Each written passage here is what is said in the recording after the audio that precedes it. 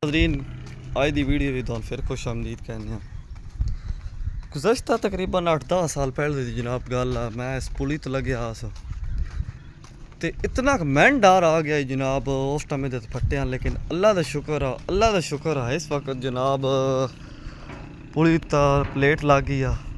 अजे तक मैं लगता पाया मैं इतना डर होंदा पाया ना इदी समेत भी, क्योंकि जहाँ सुनी दा दरिया में 5-6 स्कूटर महीने डांदे हैं। समझ आई है ਇਹਦਾ ਕ੍ਰੈਡਿਟ जनाब देने अपनी गौरमेंट पाकिस्तान ਨੂੰ।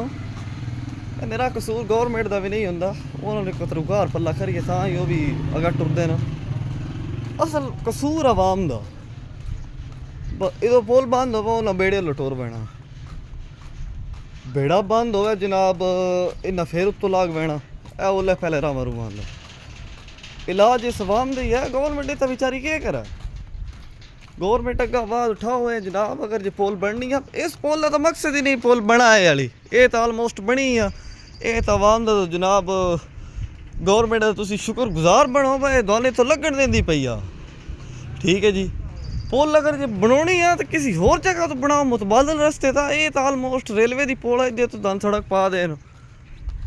ये आवाम थोड़ा जनाब जागा इधर बारे को आवाज़ उठावा को इतों ना पुल बना या कि होर मुतबादल बनाओ जितना पीछे मतलब काल शुरू हो आई ओ जगह दरिया वाली जगह तो जितना पार्क आ।